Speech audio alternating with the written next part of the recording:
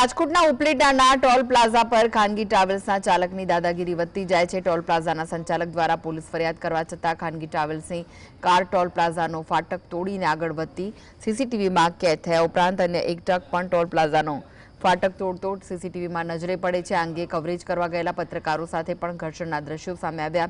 Travels સંચાલકે આક્ષેપ કર્યો કે મિલીભગતના કારણે કેટલાક ચોક્કસ પાર્સિંગના વાહનોને અટકાવાતા નથી, જ્યારે લોકલ પાસેથી ટોલ ટેક્સ વસૂલવામાં આવે છે।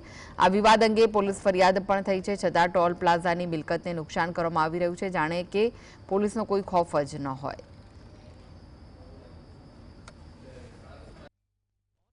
અમારી હાજરીમાં પોલીસની પણ હાજરીમાં અત્યારે પત્રકારો ઉપર ગંભીર પ્રકારના આક્ષેપો કરી એની સાથે મારામારી કરવાની કોશિશ કરી કે જેમાં હું ખુદ વચ્ચે આવ્યો હતો અને બીજા અહીંયા આગળ જે ટ્રાન્સપોર્ટરો છે, બીજા ઘણા ટ્રકવાળાઓ છે છેલ્લા 2 દિવસથી તોડફોડ કરીને જાય છે અને અમારા બેરિયર જે લગાવ્યા છીએ બેરિયરને જબરજસ્તીથી હટાવી જાય છે।